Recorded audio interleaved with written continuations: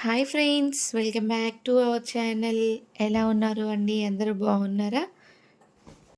ఈరోజు వీడియోలో ఏంటి అంటే చాలా సింపుల్గా ఫిష్ ఫ్రై అనేది ఎలా ప్రిపేర్ చేసుకోవాలో చూసేద్దామా?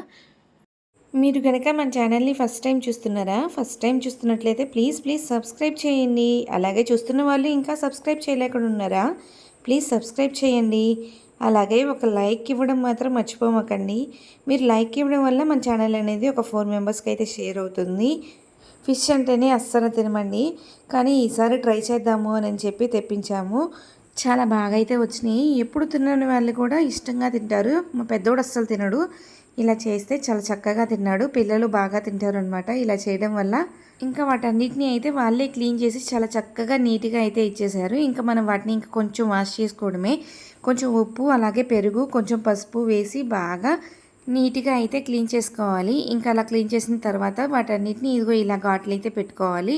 ఇలా పెట్టుకోవడం వల్ల ఏంటి అంటే మసాలా అంతా ఆ ముక్కకైతే పడుతుంది. అంత పెద్ద మసాలాలు అయితే ఏమి వేయట్లేదండి. చాలా సింపుల్గా అలాగే టేస్ట్గా ఉండేలాగైతే చేసేద్దాము. ఇలాగ వీటన్నిటిని ఇలా ఘాట్లు అయితే పెట్టేసేసుకొని వాటికి సరిపడా సాల్ట్, అలాగే కారం, ఇంకా పసుపు అవైతే మొత్తం యాడ్ చేసుకోవాలి.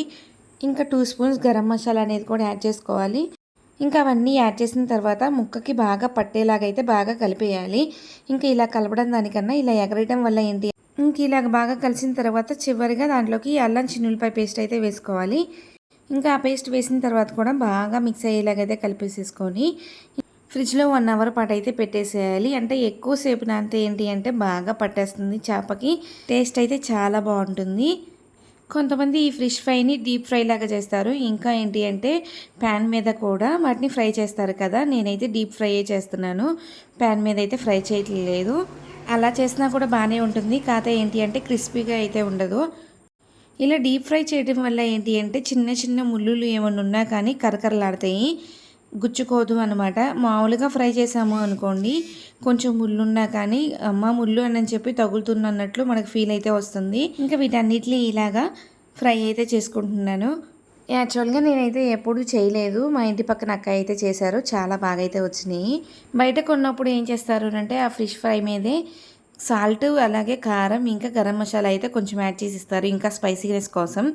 మనకి కావాలంటే మనమైనా వేసుకోవచ్చు అనమాట. బయట తినే వాటికన్నా ఇంట్లో తినే వాటికే హెల్తీ కదా. ఎప్పుడైనా ఇంట్లోనే ప్రిపేర్ చేసుకోవాలి, లేట్ అయినా సరే. ఇంకా వాటిలో గార్నిష్ కోసం పచ్చిమిర్చి, అలాగే కరివేపాకు అయితే వేసేసి ఫ్రై అయితే చేస్తున్నారు. కార్న్‌ఫ్లోర్ కానీ బీపిండి కానీ ఏమైతే యూజ్ చేయలేదు. ఇలా వేస్తేనే చాలా టేస్ట్ అనిపించింది. చూసారు కదండి, ఈరోజు వీడియో అయితే ఇదే అనమాట. ఐ హోప్ ఈ వీడియో మీకు ఖచ్చితంగా నచ్చినట్లయితే మన ఛానల్ని తప్పకుండా లైక్ చేయండి, షేర్ చేయండి, సబ్స్క్రైబ్ చేయండి. Thank you. Bye bye, take care. Next మరొక మంచి వీడియోతో మీ ముందుకైతే వచ్చేస్తాను. Bye bye.